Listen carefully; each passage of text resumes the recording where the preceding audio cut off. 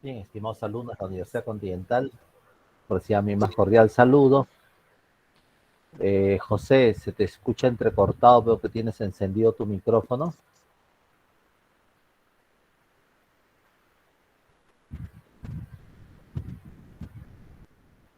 Bien, entonces, como le estaba diciendo, vamos a dar inicio a nuestra videoclase de esta tercera semana de estudios de nuestra asignatura Derecho Procesal Penal 1, ¿no? Ya espero que a estas alturas, hoy día miércoles 7, se vence el plazo extendido para la presentación de la TU del Producto Académico 1 y espero que ya todos hayan podido hacerlo con normalidad, considerando que se tenía que subir el Producto Académico en el foro de coordinación grupal, ¿no? Que es tal vez algo poco común, diferente a otros cursos.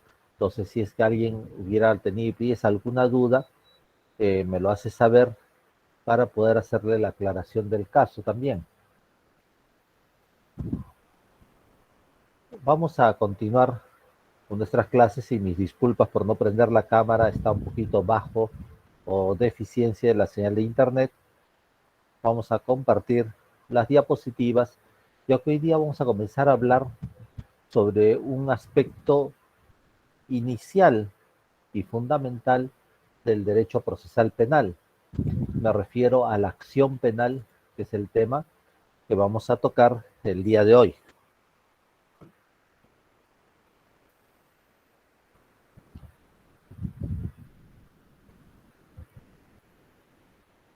A ver, un instante para poder compartir.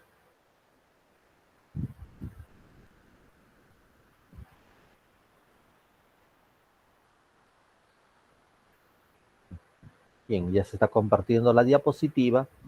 Entonces, como les estaba diciendo, vamos a comenzar a tratar hoy día sobre la acción penal, pero para esto es necesario que reforcemos un poquito, que recordemos lo relativo al derecho procesal penal, al proceso penal que hemos venido hablando en nuestras clases previas. Veamos, tenemos acá un par de preguntas. ¿Qué entendemos por derecho procesal penal?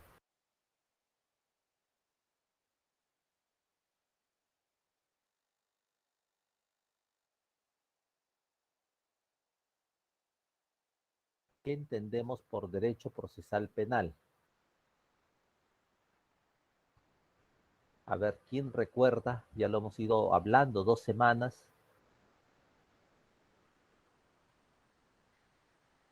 Cuando nos referimos al derecho procesal penal, ¿a qué nos estamos refiriendo?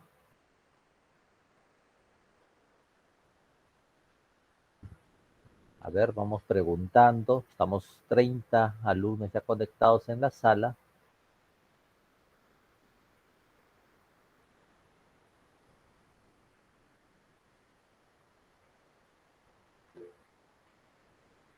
Ajá, acá nos dice José, conjunto de normas. Bueno, es muy vago todavía, conjunto de normas podría ser derecho constitucional, podría ser derecho administrativo, podría ser derecho internacional. A ver, ¿quién se anima a precisar un poquito más, ya sea por el chat o levanta la mano para darle el uso a la palabra?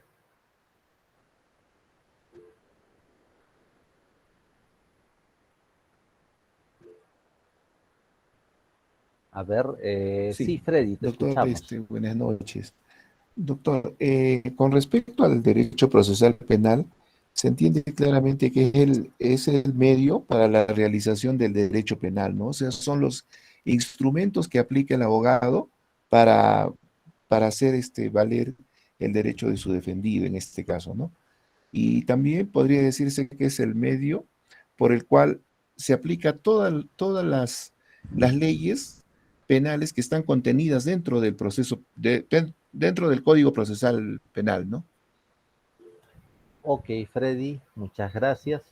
Efectivamente, lo que nos dice su compañero, ¿no? Es el instrumento de aplicación del derecho penal, es la descripción del derecho procesal penal que se ha mantenido a lo largo de más de un ciclo y que en las últimas décadas se ha cambiado se ha modificado gracias a la evolución de la teoría general del proceso. Sin embargo, en la práctica, el derecho procesal penal sigue siendo el lugar en donde se va a aplicar en casos concretos el derecho penal, que lo tenemos en códigos o en leyes especiales, y es un derecho abstracto. Ese derecho abstracto se va a concretizar recién en un proceso penal. Pero veamos, acá tenemos algunas otras, me están comentando por el chat, acá nos dicen principios jurídicos del derecho público. Ya, sigue siendo bastante general, José, principios jurídicos del derecho público, porque el derecho público no solamente es el derecho penal, también tenemos el derecho administrativo, que también es parte del derecho público. El derecho internacional público también tiene que ver con el derecho público. El derecho laboral es parte privado, parte público, por eso se le denomina un derecho social, algunos le llaman un derecho mixto. El derecho agrario y el derecho ambiental también están bastante cerca del derecho público, ¿no? Acá María nos dice, buenas noches, es medio legal para la aplicación de la ley penal contenida en el Código Procesal Penal.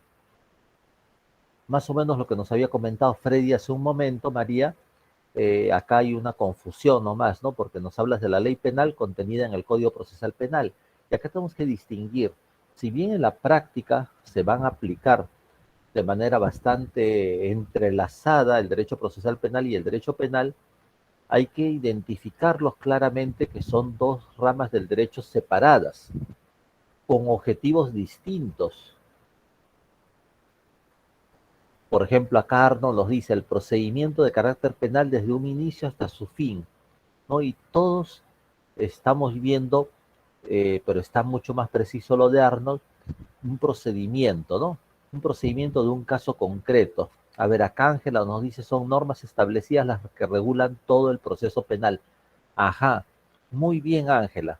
Eso es más preciso porque alude efectivamente a la autonomía del derecho procesal penal, que son las normas que regulan el proceso penal. Te escuchamos, Sven. Sven Eduardo, te escuchamos. Eh, Profesor, buenas noches. Por derecho procesal penal, bueno, en general, es como que el conjunto de pasos, el procedimiento por el cual se llega a verificar, determina y realiza la pretensión, la pretensión penal que se encuentra en el derecho penal, ¿no?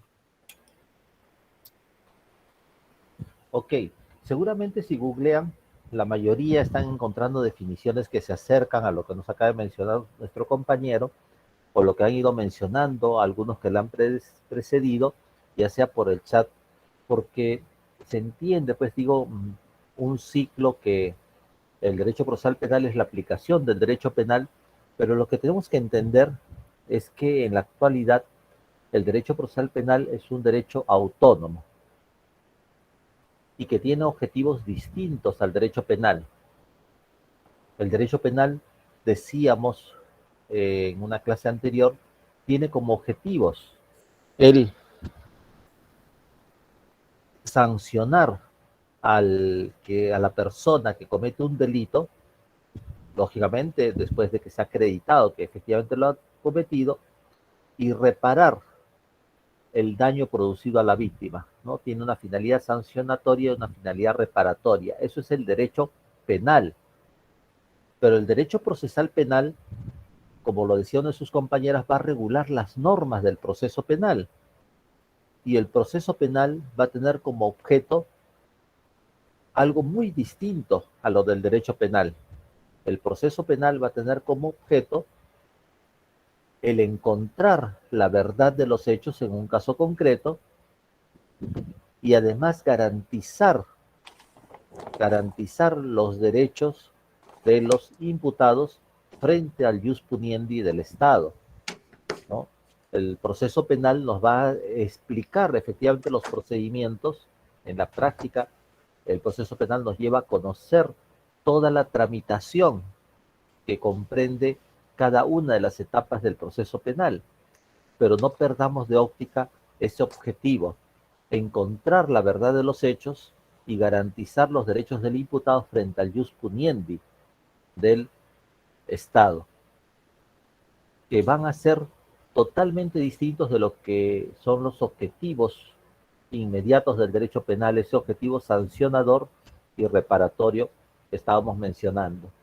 En medio de estos dos ámbitos, lógicamente, va a estar que en la aplicación se van a entrelazar muchas veces el derecho penal y el derecho procesal penal. Y vamos a ver pues que en los procesos penales estos se aplican, perdón,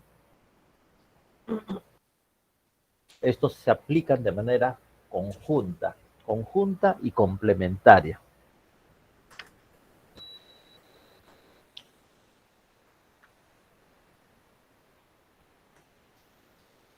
Acá nos dice José, serían las normas y principios jurídicos que regulan la acción penal y en el caso de lo que menciona sería para el derecho público. A ver, y acá nos dicen también la acción de proceso penal sería la de sancionar y resarcir. No, la acción penal va a ser el impulso, y ahí vamos a comenzar a tratar el tema que nos convoca el día de hoy. La acción penal va a ser el impulso del proceso penal. La acción penal va a ser, pues, decirlo de otra manera, el motor que va a dar vida, va a dar inicio y va a dar continuidad al proceso penal. Cuando la acción penal se extingue, cuando la acción penal concluye, el proceso penal termina. Entonces, eso es preciso entenderlo. Veamos algo más con las diapositivas, un poquito para reforzar, ¿no? Decíamos, derecho procesal penal, conjunto de normas jurídicas que regulan el proceso penal, lo que nos decía una de sus compañeras. Y el proceso penal, más bien, va a ser una secuencia o sucesión ordenada de actos, cuyo objetivo va a estar dirigido a encontrar la verdad y, lógicamente, dentro de esa tramitación se va a dar una sentencia en la cual se va a lograr el objetivo del derecho penal, que puede ser una condena, una sanción y una reparación a la víctima. Ya habíamos mencionado que históricamente hemos tenido estos 5 códigos procesales en nuestro país y el vigente que tenemos en la actualidad es el del 2004, que ya alcanzó la mayoría de edad, pero le seguimos llamando nuevo Código Procesal Penal. Sin embargo, todavía existen hasta la fecha procesos penales que se siguen bajo las reglas del Código de Procedimientos Penales de 1940. Eso ya hasta que concluyan esos procesos, ¿no? Pero hablemos un poco sobre el proceso penal y la acción penal. Ya habíamos mencionado, recordando lo de clases pasadas, que el proceso penal en el Perú, si bien ahora es eminentemente oral, todavía tenemos rezagos inquisitivos y tenemos un culto a la escritura pensando que el proceso escrito es más seguro, es más garantista, y eso no es así. Entonces vamos a hablar ahora de la acción penal. Y en la acción penal les decía que es el inicio de todo este proceso y también es el motor que lo va a continuar impulsando a lo largo del mismo.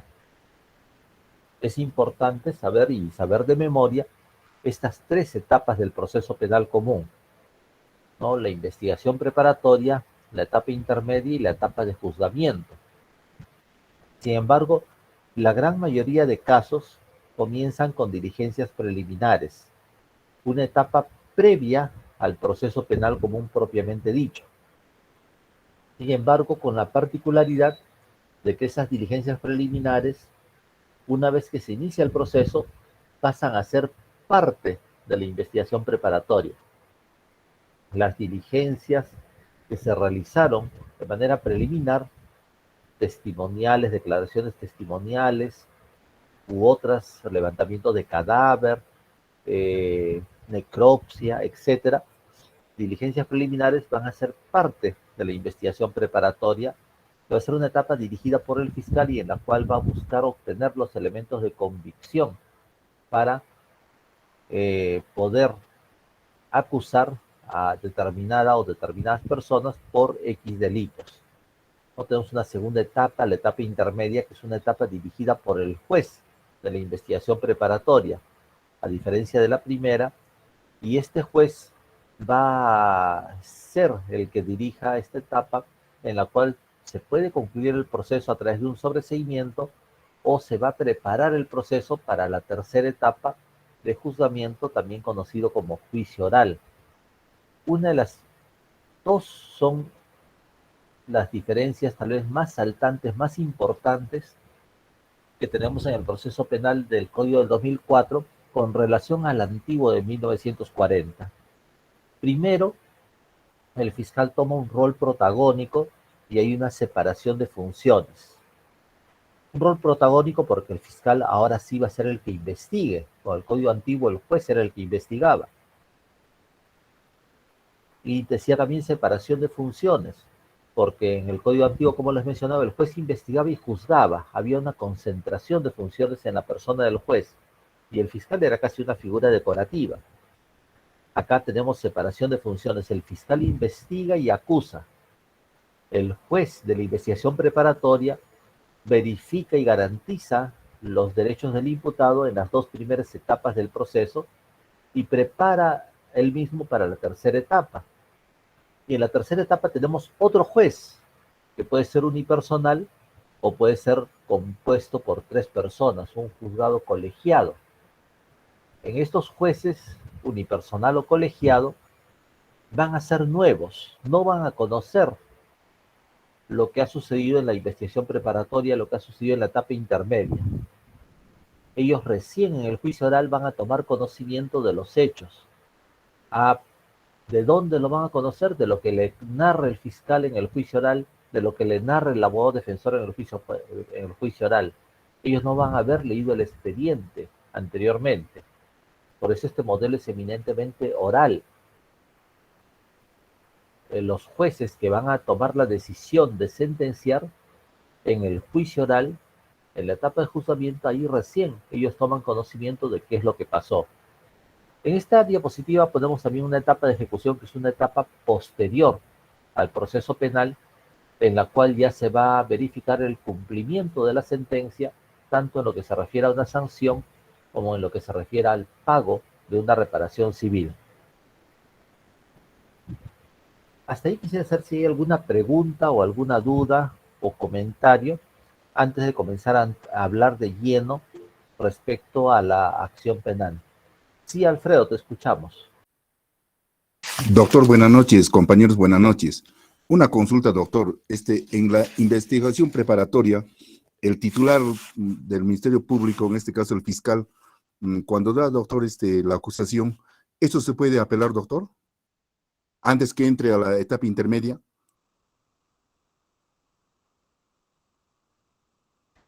No es propiamente una apelación contra la acusación. Lo que hacen las otras partes, explico, en la etapa intermedia, esta etapa inicia con la acusación. Ese es el punto de partida, uno de los puntos de partida de la etapa intermedia, la acusación fiscal. Esta acusación fiscal va a ser notificada a los otros sujetos procesales para que puedan hacer sus alegatos oponiéndose a la acusación fiscal y ofreciendo sus pruebas. O sea, no hay acá apelación, pero sí ellos van a tener conocimiento de la acusación y van a poder oponerse a la misma por hacer pretextos de forma o de fondo, y además van a presentar su posición propia, van a presentar sus alegatos con las pruebas que ellos planteen. Eso es por escrito, pero de ahí el juez va a citar a una audiencia preliminar de control de la acusación, en la cual de manera verbal se va a dirimir si es que la acusación cuenta con los requisitos de ley, y luego se va a verificar los aspectos que están requiriendo las diferentes partes para finalmente escuchar y admitir las pruebas que sean pertinentes para el juicio oral. O sea, no hay una apelación frente a la acusación, sino lo que hay es la posibilidad de hacer un alegato oponiéndose a la misma, y eso después se verifica en una audiencia que es de obligatorio cumplimiento y en la cual como mínimo tiene que estar el juez, el fiscal y el abogado defensor. ¿Alguna otra pregunta?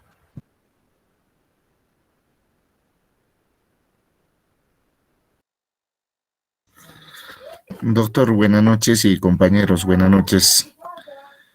Doctor, quizás nos pueda aclarar una vez en la etapa intermedia, creo que realmente el juez debe verificar, ¿no? Y preparar todo en ese proceso penal, ¿no? Y para que pueda pasar a otra etapa. Entonces, ¿qué más funciones puede cumplir o qué otros actos que pueda cumplir el juez, ¿no? En esa etapa intermedia, doctor?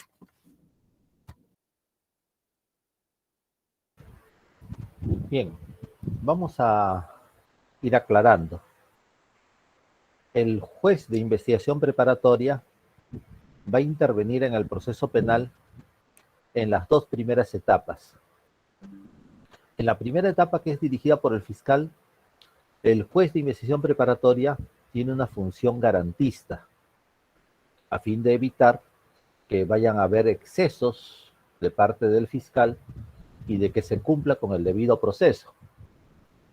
¿No? Si nosotros queremos verlo de manera más concreta, podemos observar el artículo 29 del Código Procesal Penal, que nos dice, entre otras funciones del juez de investigación preparatoria, ejercer los actos de control que estipula el código, como por ejemplo actos de control respecto a la constitución de las partes, actos de control respecto a la prisión preventiva. También nos dice otra función: imponer, modificar o hacer cesar las medidas limitativas de derechos, así como las medidas coercitivas. La más grave es la prisión preventiva. Pero eso, hay también la prueba anticipada, entre otros aspectos, pero eso es en la investigación preparatoria, en que el juez de la investigación preparatoria hace un papel de juez de garantías. En cambio, en la etapa intermedia, este juez toma la batuta. Él es el que comienza a dirigir. Y en esta etapa intermedia, el juez tiene que hacer dos cosas. Por una parte, mirar hacia atrás y verificar que la acusación fiscal y que la etapa de investigación preparatoria se haya llevado conforme al debido proceso, y que la acusación fiscal cuente con los requisitos de forma y de fondo que estipula el Código Procesal Penal. Esto luego de escuchar el debate oral con el fiscal y los abogados defensores y demás partes procesales que estén constituidas. Y también tiene que mirar hacia adelante, hacia el juicio oral, para prepararlo. ¿Cómo lo va a preparar? Verificando las pruebas que va a admitir y que deberán ser actuadas en el juicio oral. El fiscal puede ofrecer 50 pruebas, pero imagínense un juicio oral que se tengan que actuar 50 pruebas, ¿cuánto va a demorar? Si de por sí ya demoran bastante, sería un exceso. Entonces el juez de investigación preparatoria va a verificar los puntos controvertidos en el proceso y en base a eso, cuáles son las pruebas que son pertinentes, conducentes para el caso en concreto. Igual va a ser con el abogado defensor. Podrá presentar muchas pruebas, pero el juez va a decidir cuáles son las que admite. Igual en el caso del actor civil y del tercero civil, cuando están interviniendo. Eso sería en la etapa intermedia normalmente, pero en la etapa intermedia también se puede dar otros actos como el sobreseimiento. Y en el sobreseimiento, el juez de la investigación preparatoria va a verificar si es que realmente se presenta alguna de las causales que establece el sobreseimiento y va a dictar el auto con el cual concluye el proceso. Claro que es apelable, pero en principio, si es que no fuera impugnado, daría fin al proceso penal. Además de otras alternativas como la terminación anticipada, que algunos cuestionan que solamente se puede hacer en la investigación preparatoria y no en la etapa intermedia, algunos dicen que sí, hay estudios al respecto y algunos otros mecanismos procesales que se pueden ver también en esa etapa intermedia. Por ejemplo, las excepciones también se van a ver en esa etapa y muchas veces las excepciones son causales de sobreseimiento o de extinción de la acción penal. No sé si con eso está claro, René, creo que fue el que preguntó. ¿Hay alguna otra pregunta? Gracias, doctor.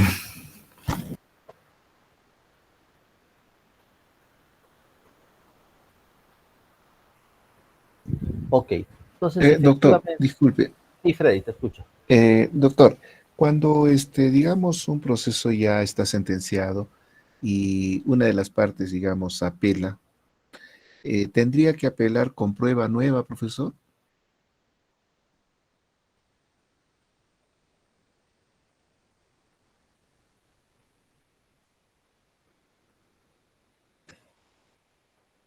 ¿Me escucha, profesor? Sí, perdón, había apagado mi micrófono.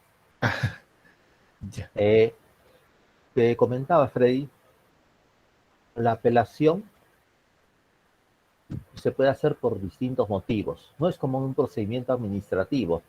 Bueno, los procedimientos administrativos en general tenemos reconsideración, que se requiere una prueba nueva, y la apelación, que es en temas de puro derecho o diferente interpretación de los hechos. A nivel judicial, la apelación es un sistema de garantizar el principio de la doble instancia, que como comentamos es un principio que hemos heredado del proceso inquisitivo, del sistema procesal inquisitivo, pero que lo utilizamos actualmente de manera obligatoria en todos los procesos judiciales, no solamente penales, en todos los procesos judiciales. Ojo, digo procesos judiciales, no procesos constitucionales, ni tampoco procedimientos administrativos en los cuales sí hay casos en donde hay una sola instancia. Pero en los procesos judiciales tenemos este principio de pluralidad de instancia y que nos permite apelar. Y la apelación la vamos a sustentar en aspectos de derecho, en aspectos de hecho, pero no requiere una prueba nueva, no requiere que traigamos novedades, sino que puede basarse en la diferente interpretación de lo que ha sucedido, y lo que buscamos en una apelación es que la sentencia de la primera instancia sea revisada por otro juez o jueces, a fin de que puedan asegurar que efectivamente la sentencia de primera instancia estuvo correctamente emitida o hubo falencias en la misma. Y las falencias pueden ser de orden procesal, pueden ser de orden de interpretación de la norma penal, pueden ser de falta de análisis de los hechos, de las pruebas que fundamentan los hechos, puede ser desde muchos ámbitos, ¿no? Pero la apelación es un derecho. Simplemente lo que se requiere es plantearla y sustentarla por escrito dentro del plazo de la apelación, que si no me falla la memoria, apelación de sentencias es 5 días hábiles, ¿no? Me refiero a 5 días hábiles. Gracias. Gracias, doctor. Ok, Freddy. Sí, Alfredo, te escuchamos. Doctor, una consulta. En la etapa intermedia es lo que se puede solicitar las excepciones. ¿Y qué tipo de excepciones hay, doctor, por favor? Las excepciones se pueden plantear en la investigación preparatoria o en la etapa intermedia. Es muy poco común en el juicio oral, ¿no? En la etapa final. ¿Cuáles son las excepciones que se pueden plantear? Las tenemos en el artículo 6, si no me falla la memoria. A ver, un ratito para ver el código y les confirmo. Artículo 6, excepciones. Y acá nos habla de 5 excepciones que se pueden deducir en este proceso penal. La excepción de naturaleza de juicio, la excepción de improcedencia de acción. Antiguamente se llamaban distinto y eran muy confusas estas dos. La excepción de cosa juzgada, cuando ya ha habido una sentencia o una resolución firme y consentida sobre la materia. La excepción de amnistía, ¿no? La amnistía es cuando el Congreso ha dado una ley de amnistía que alcanza al imputado o imputados, y la excepción de prescripción cuando por el paso el paso del tiempo ya se habría extinguido la acción penal. Entonces, esas son las 5 excepciones que se pueden plantear, salvo la de naturaleza de juicio. Las otras 4 implicarían la conclusión del proceso penal. O sea, cualquiera de las otras 4 excepciones, una vez que se declare fundada, ¿no? Ahora, nos decías cuándo se presentan las excepciones, ¿no? Los medios de defensa, nos dice el artículo 7, se plantean una vez que el fiscal haya decidido continuar con la investigación preparatoria. Entonces, no es en la etapa intermedia necesariamente en la que vamos a deducir las excepciones. Puede ser en la investigación preparatoria, como también puede ser en la etapa intermedia, tal cual nos lo dice el inciso segundo de ese mismo artículo 7.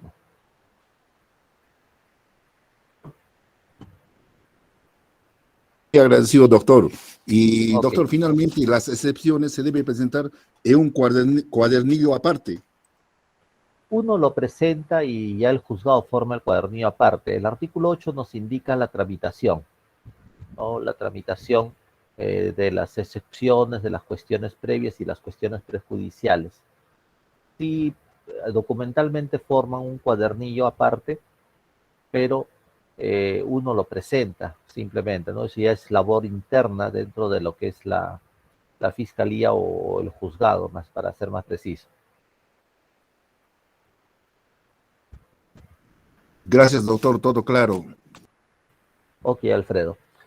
A ver, acá en el chat nos estaban preguntando, José nos decía, doctor, ¿en qué caso se puede transigir el conflicto? Creo que te quieres referir a que pueden llegar a un acuerdo, ¿no? A un acuerdo para que termine el proceso penal. ¿A eso te refieres, José? Ok. Este acuerdo, y lo vamos a estudiar más adelante, si no me equivoco, es en una clase o en 2, puede ser, y lo más utilizado en nuestro país es el principio de oportunidad. El principio de oportunidad lo tenemos regulado en el artículo 2 del Código Procesal Penal, ¿no? La acción penal que vamos a ver hoy día está en el artículo 1, el principio de oportunidad en el artículo 2. Y ahí nos dice en qué casos se puede utilizar el principio de oportunidad. La regla general es que es para delitos de poca importancia, porque la sanción no va a ser una sanción privativa de libertad de carácter efectiva, es decir, va a ser una sanción menor de 4 años. Pero ahí vamos a ver que hay 3, 4 y ahora hasta 5 presupuestos que se puede aplicar el principio de oportunidad. Esa es una forma en que se acuerda, en que el imputado acuerda con el fiscal para pagar una reparación civil, pagar en algunos casos una multa, como es en los accidentes de tránsito, y con eso dar por concluido el proceso. Es más, el principio de oportunidad incluso se puede aplicar hasta en las diligencias preliminares. Otra forma de transigir o llegar a un acuerdo es a través de la terminación anticipada, que también se puede plantear en la investigación preparatoria y que obviamente no es tan beneficiosa como el principio de oportunidad, pero en la terminación anticipada hay estudios de que efectivamente el acuerdo lo hace el fiscal con el imputado y la víctima a veces se le deja un poco de lado en estos casos. Y eso es un tema que es un tanto cuestionable y que está en estudio porque es necesario perfeccionarlo, porque muchas veces se favorece al imputado y se deja en desamparo a la víctima, quien recibe, en el mejor de los casos, un pago que no llega a cubrir en más de una oportunidad los daños que puede haber sufrido. Bien, entonces vamos a avanzar, salvo que haya alguna otra pregunta. Los temas que me están preguntando, en realidad son temas que vamos a ir viendo en las clases siguientes, ¿no? Y hoy día he querido mostrarles un poquito el esquema general del proceso penal, porque para entender los temas que vamos a ir hablando es un poquito saber. Es necesario saber que el proceso penal tiene estas 3 etapas y de qué se trata cada una de las 3 etapas. De manera muy general, ¿no? Pues ya en el curso de Procesal Penal 2 se estudian con mayor detenimiento. Y acá las estudiamos también un poquito más, pero en las últimas clases. Pero les decía, la acción penal va a ser el motor, el inicio del proceso penal y el motor que lo va impulsando. Es un derecho consustancial al ser humano, pero con la acción penal se busca que el juez se pronuncie sobre un hecho que se considera delito y aplique la ley penal a quien es responsable del mismo. Con la acción penal prácticamente se inicia el proceso diciéndole, señor juez, hay que ver este caso para que se sancione a fulano de tal en agravio de otra persona. ¿Qué nos dice el artículo primero? Nos dice la acción penal es pública. Y en su primer inciso nos dice quién es el titular de la acción penal. Es el fiscal, el representante del Ministerio Público. Él es el que va a dar inicio al proceso y le va a dar el impulso para que éste siga hasta su conclusión. Si vemos en los procesos civiles, el impulso lo da el demandante. El demandante es el titular de la acción civil y él es el que le va a dar el impulso en el proceso civil. En el proceso penal el que va a dar el impulso es el fiscal, quien a solicitud de parte, por denuncia o por enterarse por cualquier medio del delito de oficio, va a iniciar un proceso penal con las diligencias preliminares y de ahí la investigación preparatoria, ambas etapas que están bajo su cargo. Sin embargo, hay excepciones. Hay casos en los cuales el fiscal no es el titular de la acción penal. Y son los casos en que la acción penal es de persecución privada. Y ahí vemos en el inciso 2 nos dicen los delitos de persecución privada. Corresponde ejercerla al directamente ofendido, es decir, a la víctima, por el delito ante el órgano jurisdiccional competente. Y eso es un trámite, un proceso penal especial, que es llamado proceso penal por acción privada, pero que más comúnmente se conoce como querella. Les explico brevemente. Hay determinados delitos en los cuales el iniciar un proceso va a depender mucho de la voluntad de la víctima, si él quiere denunciarlo o no quiere denunciarlo. ¿Y por qué? Porque son casos en los que está en juego su intimidad, su honorabilidad, su imagen. Nos referimos a delitos, por ejemplo, violación de la intimidad. Nos referimos a delitos como el de injuria, o el de difamación, o el de calumnia, que afectan la honorabilidad de la persona. Hay algunos más que están medio a veces escondidos en el código, por ejemplo, el delito de lesiones leves culposas, también es por acción privada. Tal vez esa es una excepción, ¿no? Porque ahí como que se le da la voluntad a la persona agraviada que quiere impulsar el proceso o lo deja en el olvido porque el daño o el agravio ha sido mínimo. Entonces, en algunos delitos que tenemos en el Código Penal, vamos a ver que la acción penal es privada. ¿Cómo sabemos que la acción penal es privada? Porque así lo dice literalmente el Código.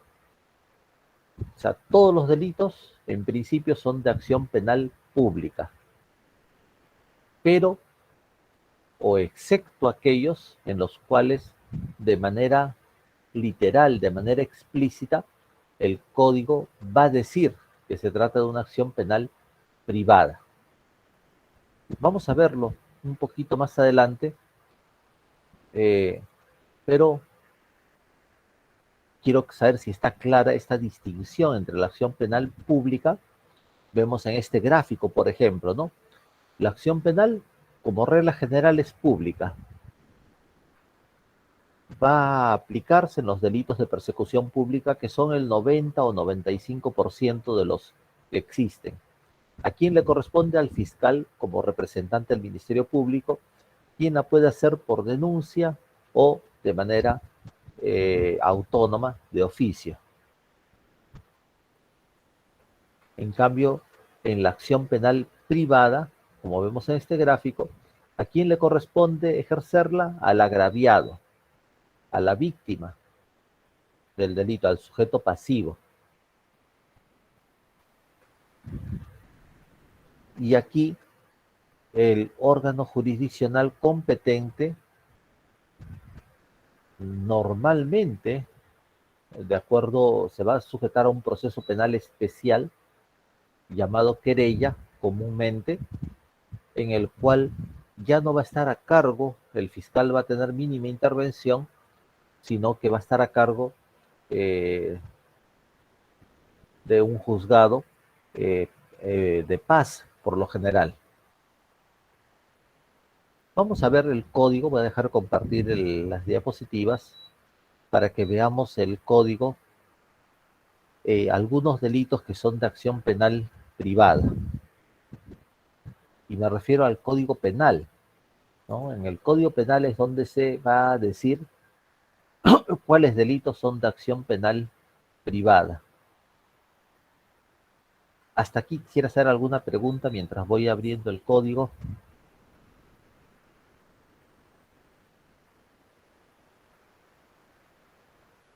Un instante para poder abrirlo.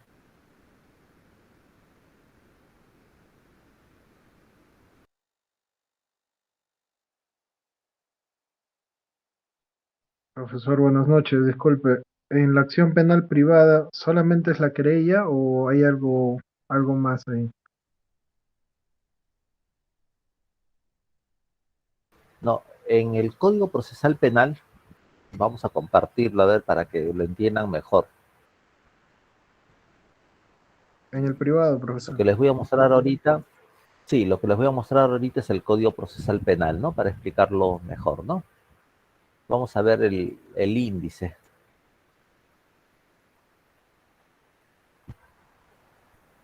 Miren, el libro primero del Código Procesal Penal son disposiciones generales. Prácticamente en este curso lo que vamos a estudiar principalmente son las disposiciones generales. Pero tenemos un libro segundo que nos habla de la actividad procesal. ¿Ok? Y en la actividad procesal nos va a comenzar a hablar luego de las pruebas y otros aspectos hasta llegar al libro tercero, que nos habla del proceso común o el proceso penal común, que es el que vamos a estudiar. El proceso penal común es el que vamos a estudiar en este curso y en el siguiente de procesal también. Pero aparte del proceso penal común, hay procesos penales especiales. Y los vemos en el libro quinto, ¿no? Los procesos especiales. Ahí está el proceso inmediato, por ejemplo, el proceso por razón de la función pública cuando es contra el presidente o altas autoridades. Tenemos el proceso de seguridad, bueno, que es cuando hay amenaza. Acá está el proceso de querella, que ahora se llama proceso por delito de ejercicio privado de la acción penal. También está el proceso de terminación anticipada, el proceso de colaboración eficaz y el proceso por faltas, que son procesos penales especiales. Nosotros no nos vamos a detener en ellos, sino básicamente en este curso se estudia disposiciones generales que se aplican en ambos casos y el proceso común es lo que se estudia fundamentalmente, porque obviamente las reglas de este proceso común también se van a aplicar a los otros procesos penales especiales en lo que sea pertinente. Bien, vamos a dejar de compartir esto para ahora mostrarles el Código Penal.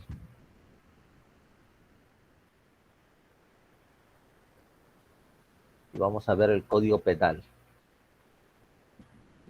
Ok, ya estamos viendo el Código Penal, vamos a la primera página. Código Penal, aprobado por Decreto Legislativo 635 del año 1991. Acá en el Código Penal, vamos a ver el índice. En el libro segundo, en la parte especial, se tipifican los delitos.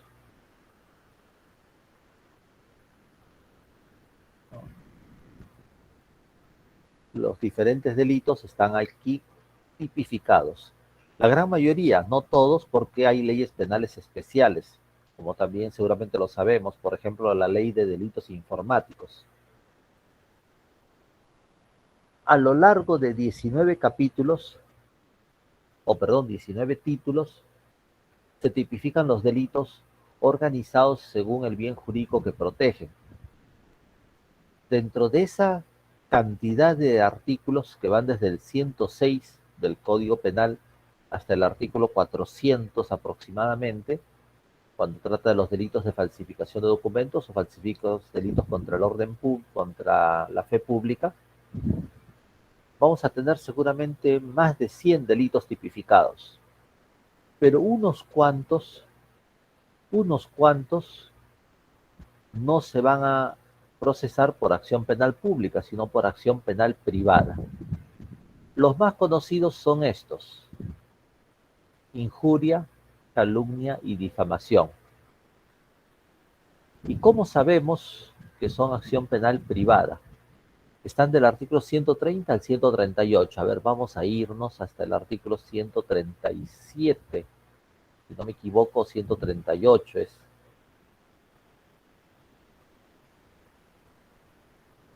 Bien, acá se han modificado pues bastantes artículos. Acá está, ¿no? El artículo 138. Mire, veamos, delitos contra el honor, injuria, calumnia y difamación, ¿no? Están siguiendo, ¿no? Delitos contra el honor, injuria, calumnia y difamación. De repente lo agrandamos un poquito más para que lo vean mejor. Acá trata de estos tres delitos: injuria, calumnia y difamación. Y alguna forma agravada de repente de algunos. Y en ninguno de los tres dice que sea por acción penal privada, pero dentro de este capítulo, el último artículo, el 138, nos dice ejercicio privado de la acción penal. Y nos dice: los delitos previstos en este título solo se procederá por acción privada. Así, de manera literal, la norma indica que los delitos de difamación, injuria y calumnia se van a tramitar por acción privada. Es decir, el que va a tener la acción penal es la víctima. No va a ser el fiscal, sino la víctima. Otro caso similar sucede en los delitos de violación de la intimidad. ¿Dónde tenemos estos delitos de violación de la intimidad? Uy, creo que se me extraviaron. A ver, vamos a buscarlos. Pasado.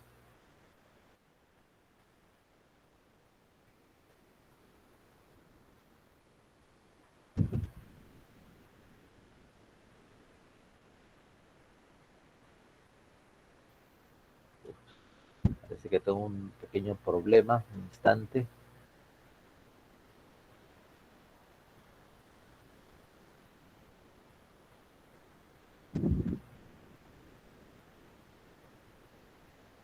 Por acá están.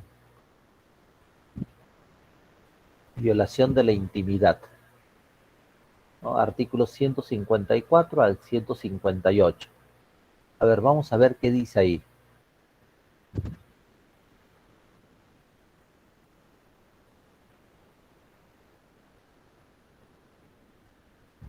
Ya más abajo todavía. Ups.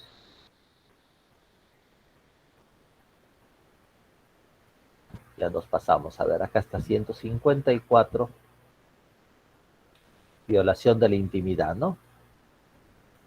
Y el artículo 154 nos habla de este delito, violación de la intimidad. ¿Cómo nos dice? El que viola la intimidad de la vida personal o familiar ya sea observando, escuchando, registrando un hecho, palabra, escrito o imagen, la pena será de 1 a 3 años. No nos dice ahí que es por acción penal privada. Luego hay este artículo, tráfico ilegal de datos personales, incorporado por la modificatoria de la Ley de Delitos Informáticos, igual el artículo 154b, tenemos el artículo 155, que es un agravante de la violación de intimidad, el 156, que es revelación de la intimidad personal y familiar, 157, que es violación de intimidad por uso indebido de archivos computarizados, y el 158, ejercicio de la acción penal. Y nos dice, los delitos previstos en este capítulo son perseguibles por acción privada. ¿Ven? Se da cuenta, dice de manera literal. Salvo en el caso del 154 y el 155. O sea, en los otros sí, pero en esos dos no. Por acción privada. Y otro caso de los más conocidos es el artículo 124. El artículo 124 ha sufrido pues algunas modificatorias y es el delito de lesiones culposas. ¿Y qué nos dice en este primer párrafo? El que por culpa causa a otro un daño en el cuerpo o en la salud será reprimido por acción privada. Entonces, ¿cómo sabemos que un delito, la acción es privada? Porque la norma, la misma norma, lo dice de manera expresa. En todo el resto de delitos, la acción penal es pública. Y eso es importante lo tengamos claro, ¿no? Entonces, esos delitos que son por acción penal privada se tramitan como un proceso penal especial, que tradicionalmente se conoce como querella, pero que hemos visto hace un momento, ahora se llama proceso penal por acción privada. ¿Está claro ahí? ¿Alguna pregunta, alguna consulta?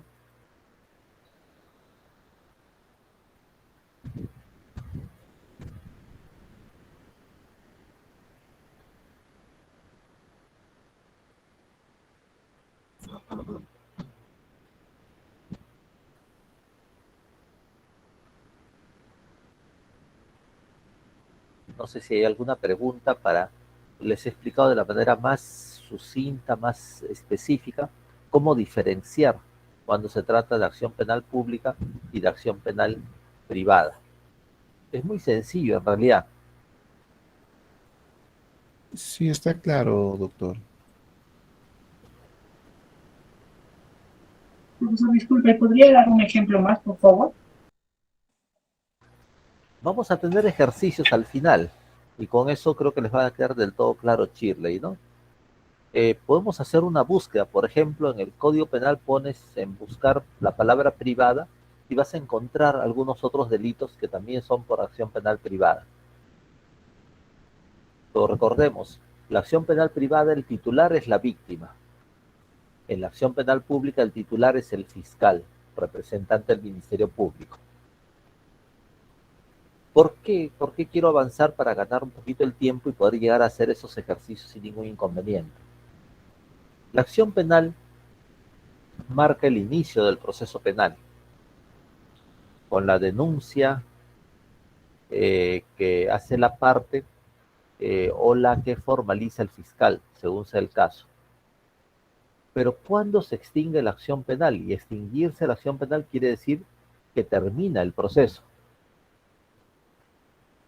Son 7 causales que tenemos de extinción de la acción penal: por muerte del imputado, por prescripción, por amnistía, por derecho de gracia, por cosa juzgada, por desistimiento o transacción y por no establecer punibilidad en un juicio en la vía civil. Los he mencionado nada más, pero estas 7 causales las tenemos no en el Código Procesal Penal, sino en el Código Penal.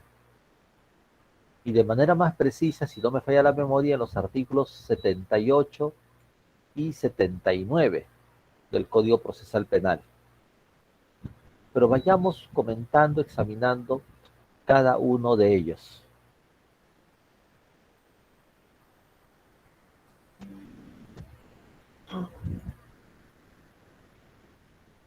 Primeramente, la prescripción, una de las causales de extinción seguramente más comunes o que se busca a veces alcanzar como medio de defensa.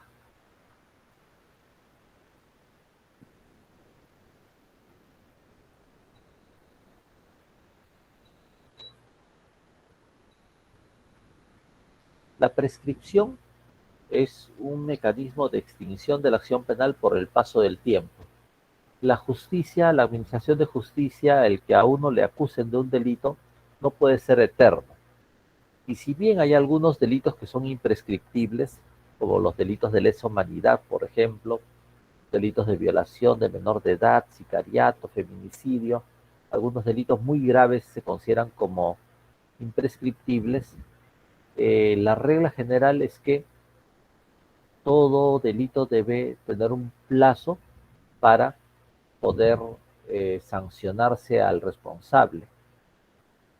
Y por eso se establece la prescripción, un plazo del tiempo en la cual se va a extinguir la acción penal. Ahora, como vemos, la prescripción puede ser ordinaria o también puede ser extraordinaria. El plazo para la prescripción ordinaria, ¿cuál va a ser? Va a ser el mismo tiempo que el máximo de la pena a imponerse por el determinado delito. Por ejemplo, el delito de grooming tiene una pena mínima, cuando se trata de un menor de 14 años, de 3 años y una pena máxima de 8 años de privativa de la libertad. Entonces, el plazo ordinario de prescripción del delito de grooming, ¿cuál va a ser? Ese plazo ordinario va a ser igual al máximo de pena que se puede imponer por ese delito. ¿Cuánto va a ser? 8 años. 8 años es el plazo máximo o la pena máxima, perdón, que se puede imponer por el delito de grooming.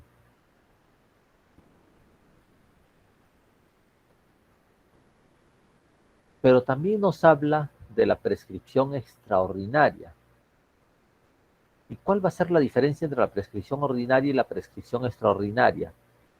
Que el conteo del tiempo, el conteo de esos 8 años en la prescripción ordinaria se puede interrumpir. ¿Y qué cosa significa que se interrumpa? Significa que dejamos de contar y volvemos a cero. Y en realidad, pues la prescripción ordinaria no va a durar 8 años, puede durar 10, 12, 15 años o más. Porque si hay una acción fiscal, hay algún requerimiento fiscal, se va a interrumpir el plazo. Si hay una resolución judicial, se va a interrumpir el plazo y otra vez se comienza a contar en cero. Puede ir 7 años, 11 meses.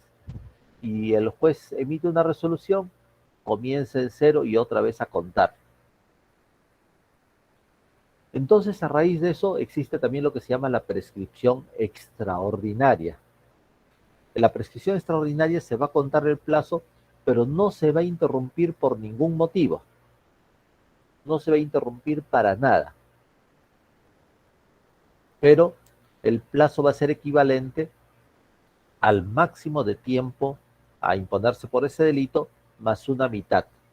Volviendo al grooming, 8 años más una mitad sería 8 más 4, estaríamos hablando de ¿cuánto? De 12 años como plazo de prescripción extraordinaria.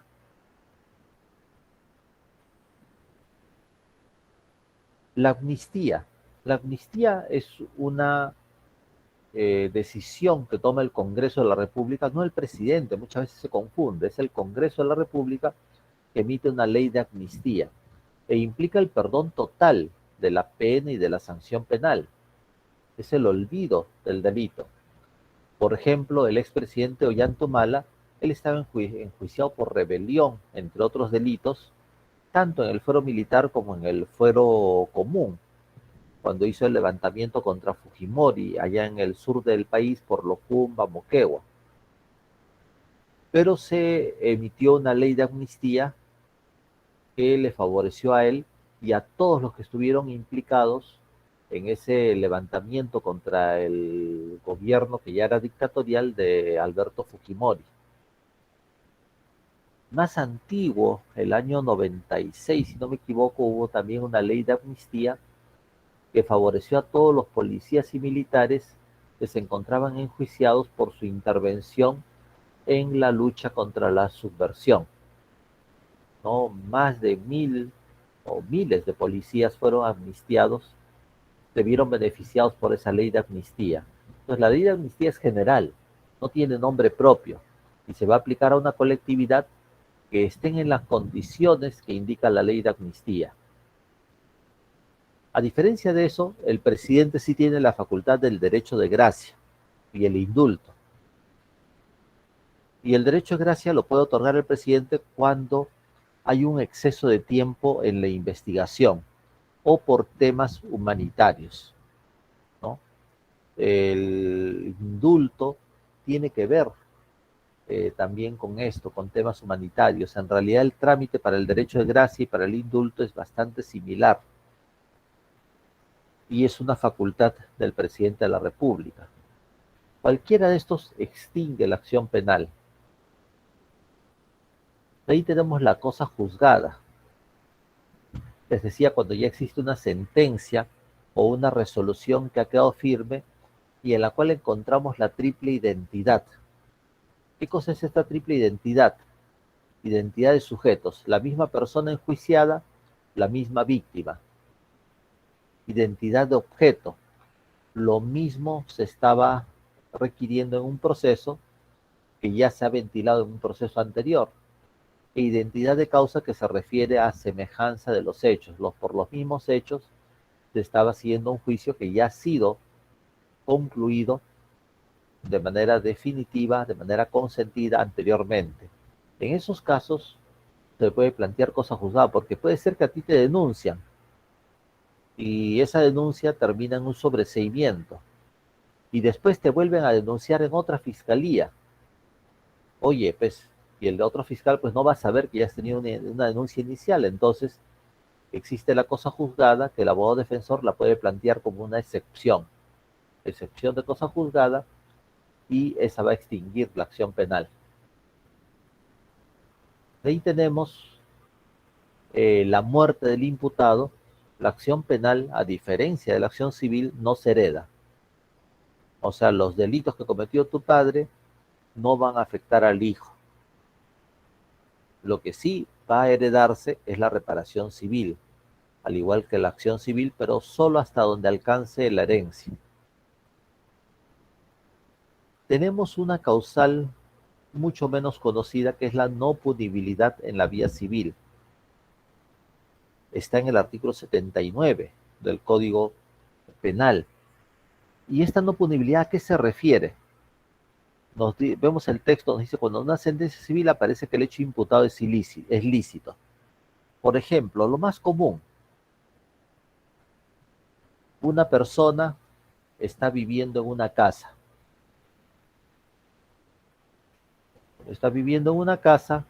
Y otro lo denuncia por delito de usurpación de propiedad. Incluso hasta le ponen usurpación agravada,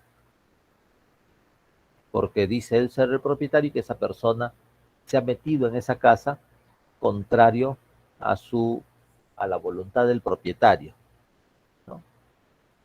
Pero el que está dentro de la casa dice: no, señor, no es así.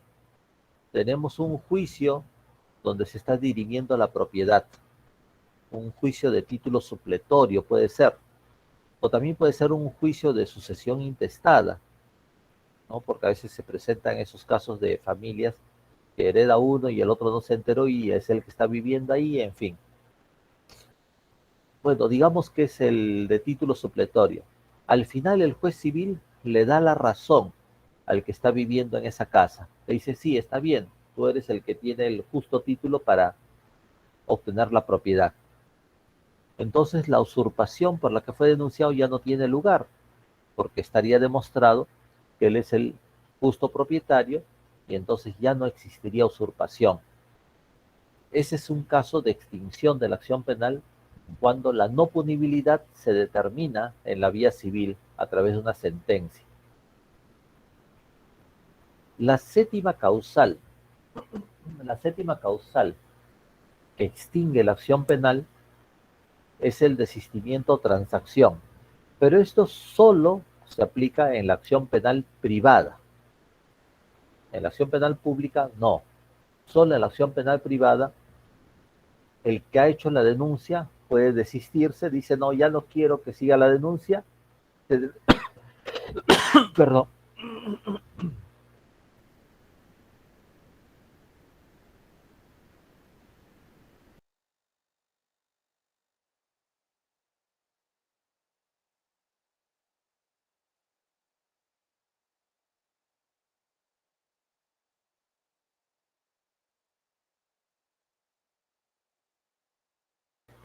Disculpen la breve interrupción, les decía, ¿no? La persona que ha hecho una denuncia por acción penal privada, ha entablado una querella, dice, ya no quiero seguir con este juicio, y se desiste, no, un escrito, señor juez, me desisto de esta acción penal. Y con eso, el juez emite el auto declarando extinguida la acción penal y concluyendo el proceso, ¿no? Similar es la transacción, cuando entre el denunciante, el querellante y el querellado, es decir, el que denuncia, la víctima y el presunto autor del delito, llegan a un acuerdo. Hacen su acuerdo, legalizan sus firmas frente al notario y lo presentan al juez. Transacción, ¿no? Y con esta transacción, el juez da por concluido el proceso por haberse extinguido la acción penal. Hasta ahí quisiera saber si hay alguna pregunta.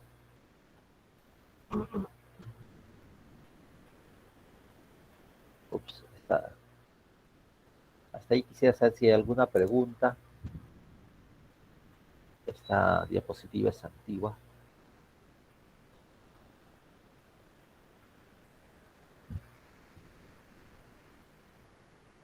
Para ilustrarse mejor sobre la acción penal, la extinción de la acción penal, les recomiendo leer desde el artículo 78 hasta el artículo 90, no mucho.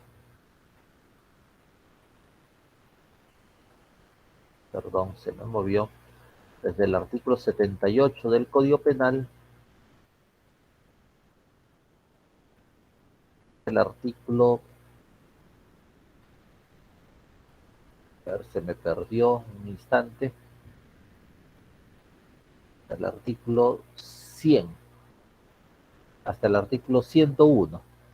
El artículo 101 es desde el artículo 78 hasta el artículo 101, para que puedan conocer, no, hasta el artículo 91, perdón, hasta el artículo 91, que es lo que trata sobre la extinción de la acción penal. Desde el artículo 78 hasta el artículo 91 del Código Penal.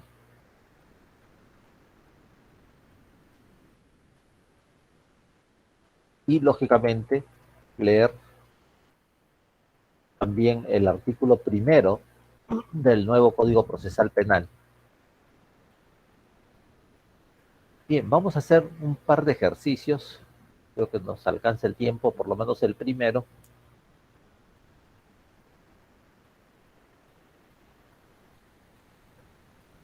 Bien, acá tenemos un caso, ¿no? María Sufriente Dolori es atropellada por Esteban Ciclón Sonsín, quien conduce distraído su bicicleta por el parque de la vecindad. El examen médico legal al que es sometida María arroja una incapacidad de 18 días. ¿Quién debe ejercitar la acción penal por este delito? ¿El juez? María, profesor. A ver, María. vamos a hacerlo tipo encuesta. Tipo encuesta, a ver, rapidito así.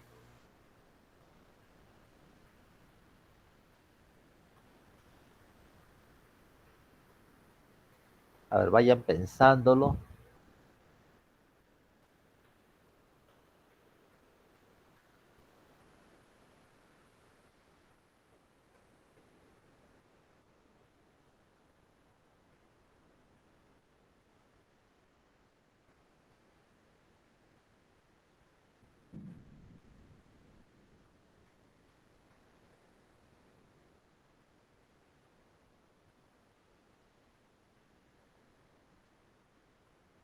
Ya listos para iniciarla.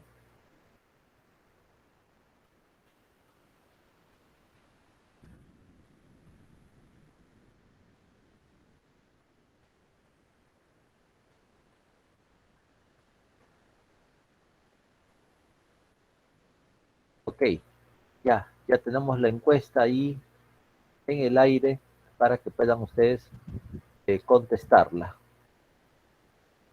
A ver, ¿quién ejercita la acción penal? Hemos puesto 4 posibilidades: el juez, Esteban Ciclón, María Sufriente, el fiscal. Contestamos la encuesta rapidito, no creo que máximo 5 minutos para esto, y debemos contestarlo. Allí la encuesta la encontramos en actividades, en ese triángulo pequeño formado por 3 diminutas figuras geométricas. Muy bien, llevamos 10 votos. A ver, vamos a ver un par de minutos, cuando mucho. Estamos 40 personas en la sala, debemos llegar pues siquiera a unos 25 votos.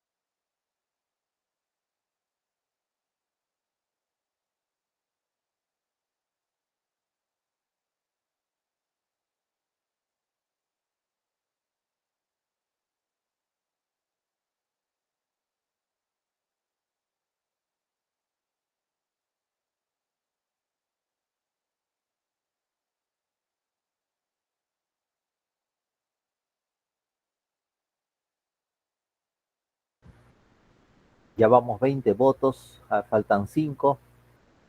Los que están conectados desde el celular también pueden votar ingresando a ese triángulo pequeño y marcar la opción de su preferencia. Si es que no lo ven, deben ver un icono que tiene 3 puntos alineados verticalmente. Ingresan ahí y ahí les va a aparecer ese triángulo formado por 3 pequeñas figuras geométricas, ¿no? Ok, René, ¿ubicaste dónde está la encuesta? En la computadora, en la parte inferior derecha, al costado del chat. Ese Sí, doctor. triángulo pequeño. Ya lo he Ok, ubicado, doctor. Gracias. ok, perfecto. A ver, van 24 votos, falta uno. 25 votos. Muy bien, hemos llegado a los 25 votos. Felicitaciones a todos. Veamos cuáles son las respuestas, ya las pueden ver. El juez, hay 4 que han votado porque el juez ejercita la acción penal.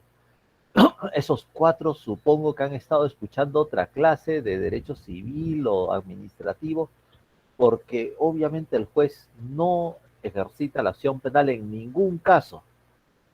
La acción penal es el impulso, el inicio y el impulso del juicio penal. El juez tiene otras funciones, él no ejercita la acción penal. Esteban Ciclón, 0 votos. Claro, era evidente porque Esteban Ciclón es el autor del delito, ¿no? El que no sabía manejar bicicleta y atropelló a María Sufriente, ¿no? María Sufriente, 8 votos, 8 votos y el fiscal 13 votos. A ver, ¿qué hemos ido hablando? ¿Quién debe ejercitar la acción penal? La acción penal es pública y la ejercita el fiscal, salvo en los delitos en que expresamente en el código dice que la acción penal es privada. Entonces, en este caso, lo primero que teníamos que hacer es ubicar artículo 124 del Código Penal. Lesiones leves. ¿Por qué 18 días? Las lesiones leves son desde 10 hasta 20 días de incapacidad para el trabajo. Más de 20 ya son lesiones graves. Menos de 10 es falta contra la persona. Entonces, estamos en un caso de lesiones leves. ¿Fue intencional? No, fue accidental. Lesiones culposas leves, artículo 124 del Código Penal. Como lo hemos visto hace unos minutos, el artículo 124, lesiones leves culposas, es acción penal privada. Acción penal privada, y en ese caso, los que han respondido, los 8 que han respondido, que María Sufriente, que es la víctima, la agraviada, han tenido la respuesta correcta. Eso quiere decir que 17 alumnos jalados, más 13 que no contestaron. Uy, así voy a tener bastantes desaprobados en el próximo producto académico, ¿ah? A ver, otro ejercicio, tenemos otro ejercicio, ¿no? Gracias, Jenny. Acá Jenny nos ha copiado el artículo 124, el que por culpa causa a otro un daño en el cuerpo o en la salud será reprimido por acción privada. Lo dice de manera literal, de manera específica. Entonces, es la víctima la que tiene que hacer la acción penal. Veamos, creo que acá tenemos otro caso.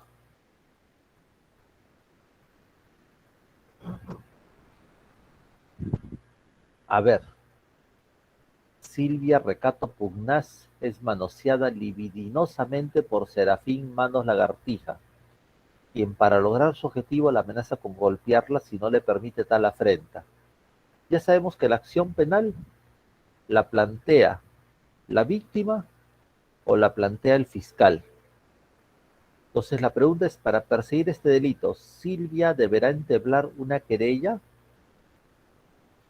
O su otra posibilidad sería denunciarlo al fiscal, para que el fiscal sea el que actúe. ¿Qué deberá hacer Silvia? A ver, ahora hagámoslo por el chat, a ver las respuestas por el chat. Silvia deberá entablar una querella, o en todo caso, ¿qué deberá hacer Silvia ante este delito de haber sido manoseada libidinosamente?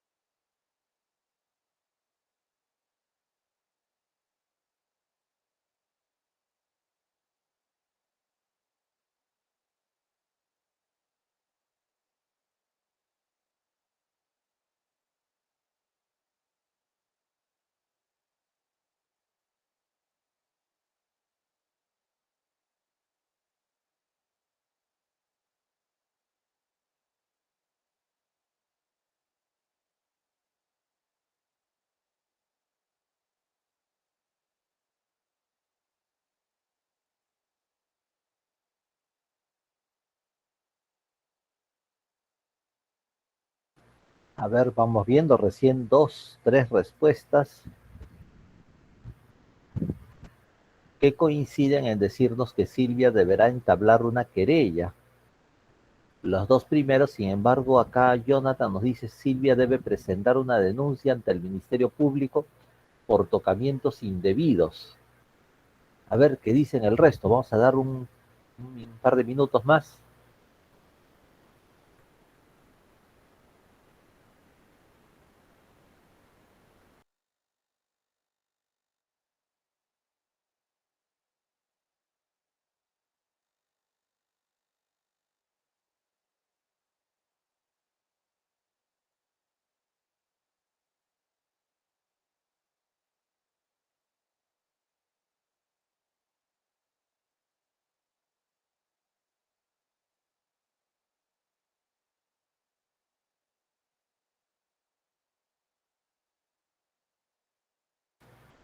Veamos, acá René nos dice, el titular es la víctima, entablar querella, querella, titular es la víctima, es lo mismo, o sea, Silvia sería la titular de la acción penal. Jonathan nos ha dicho lo contrario, ¿no? Silvia debe denunciar al fiscal porque el fiscal será el titular de la acción penal por delito de tocamientos indebidos. Acá Ángela nos dice entablar la denuncia por el delito de acoso. Lo primero, denunciar, sí, Shirley, pero ¿denunciar a dónde? Al fiscal para que formalice la denuncia penal o para que inicie el proceso penal, mejor dicho, o al juez encargado de la querella. ¿A dónde denunciarlo? A la fiscalía, ok, Shirley. Acá lo primero que tenemos que hacer es determinar cuál es el delito que se ha cometido. Y hay un par de compañeros que han mencionado, ¿no? Ángela nos dijo por el delito de acoso. Efectivamente, desde el año 2018 o 19, tenemos en el Código Penal los delitos de acoso sexual y chantaje sexual, que no existían antes. Pero acá Jonathan nos habla del delito de tocamientos indebidos.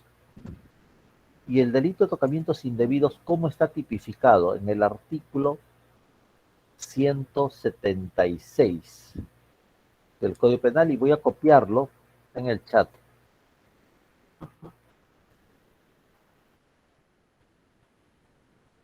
Acá alguien nos está mencionando 176A, es el 176A es el delito de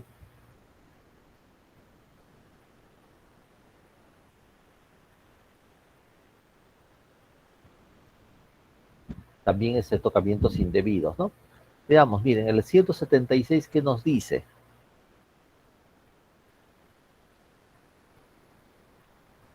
Carlos nos dice el 156. Ya me confundí con los artículos. Bueno, ahí les he copiado el 176. Miren lo que nos dice. El que sin propósito de tener acceso carnal realiza sobre una persona sin su libre consentimiento tocamientos, actos de connotación sexual o actos libidinosos. Entonces, en sus partes íntimas, ¿no? Entonces, efectivamente acá la descripción nos refiere a actos libidinosos en partes íntimas, porque nos dice es manoseada, ¿no? Y además la amenaza para golpearla, ¿no? Y es que reclama por eso. Entonces, el artículo 176 es uno de los que puede cuadrar tocamientos indebidos. Por ahí un compañero nos decía el 176A. El 176A es tocamientos indebidos también, pero en agravio de menor de edad. Acá no hemos visto que sea Silvia menor de edad, sino es mayor de edad, ¿no? Aunque no lo diga explícitamente, pero hacemos la aclaración. El acoso sexual efectivamente podría configurarse, pero el acoso es una conducta repetitiva. El tocamiento es en una oportunidad. En cambio, el acoso implica una conducta repetitiva y el acoso sexual lo tenemos en el artículo 176b, ¿no? Porque nos dice, ¿qué nos dice este artículo? A ver, veamos ¿Qué es lo que nos dice? Lo vamos a copiar en el chat también para aligerar. Nos dice el que de cualquier forma vigila, persigue, hostiga, asedia o busca establecer contacto o cercanía. Esa es una conducta continua, repetitiva, que está detrás de esa persona con intenciones de connotación sexual. Pero el de tocamiento indebido es una situación circunstancial. Yo recuerdo un caso de un tocamiento indebido de una dama que estaba yendo de la plaza de armas, iba a cruzar hacia el Riva por el puente que existe ahí, y un par de sujetos que estaban en evidente estado de ebriedad se acercaron y le comenzaron a meter mano, como se dice vulgarmente, por senos, trasero. No querían robarle, solamente la toquetearon por todos sitios, ¿no? Y los denunció por tocamientos indebidos. Fue una cosa totalmente circunstancial, ¿no? Entonces, en este caso, tocamientos indebidos. Pero así sea tocamientos indebidos, sea acoso sexual, sea chantaje sexual, son actos de acción penal pública, no son de acción penal privada. No podríamos pensar que está en juego la intimidad. No, pero en los delitos de violación hay bienes jurídicos de mayor jerarquía que la intimidad. Y estos delitos tienen cercanía a lo que es violación. Entonces, lo que corresponde es, como nos dijeron Silvia, recurre, denuncia ante el fiscal. Y el fiscal es el titular de la acción penal. Entonces, a la pregunta, ¿Silvia deberá entablar una querella? La respuesta es no. No corresponde una querella en este caso, sino que denuncie ante el fiscal. Muy bien. Entonces, concluyendo, terminando, hemos visto hoy día desde un punto de vista legislativo y doctrinario la acción penal, en la cual también hemos examinado las causales de extinción de la acción penal. ¿Alguna pregunta, alguna duda antes de despedirnos? Estamos ya justo en la hora. Con este par de casos espero les haya quedado bastante claro lo que me pedía una de sus compañeras, explicarlo un poco mejor. No sé si hay alguna duda. Doctor, duda no, más bien está bien clara la clase, muy, muy didáctica. Con respecto Gracias, al Freddy. producto académico, profesor, ¿nos va a explicar ahora o...? No, en la siguiente clase les voy a explicar el producto académico. Ah, En ya, esta oportunidad, a ver, no, la verdad mejor ni lo menciono porque ni me acuerdo cuál es el producto académico en este curso. A ya, veces se me profesor. cruzan de un curso y del otro. La siguiente clase lo vamos a tocar. Ya, doctor. Gracias, Ok, gracias por la clase. gracias a ti, Freddy. ¿Alguna pregunta, alguna otra consulta? Bien, entonces les agradezco mucho. Tengan todos muy buenas noches, una feliz semana. Ya saben que cualquier consulta a través del foro de novedades y consultas. Ese es nuestro medio oficial de comunicación. Si me escriben un mensaje que a mí me llega como correo, pongan su, su curso, pongan su NRC, porque ahí no sé de qué curso se trata, ¿no? Entonces, lo ideal es por el foro de novedades y consultas, en los cuales sí los tengo claramente identificados a qué curso corresponde. Lógicamente, ustedes también tienen su grupo de WhatsApp que les permite interactuar de manera más informal e ir complementando conocimientos. Recuerden revisar, perdón, recuerden revisar los aspectos que tenemos en el aula virtual, ¿no? Videos, lecturas y en especial la lectura del Código Penal, artículos 78 al 91, que nos trata sobre la extinción de la acción penal, y el artículo primero del Código Procesal Penal. Bien, tengan todos muy buenas noches. Muchas Profesor, una gracias. cosita Sí, pequeña. ¿Las Freddy, dime. PPTs ya la colgó? Las anteriores sí, esta todavía no. Ah, ya, a ver si lo cuelga, doctor. Gracias. Ok.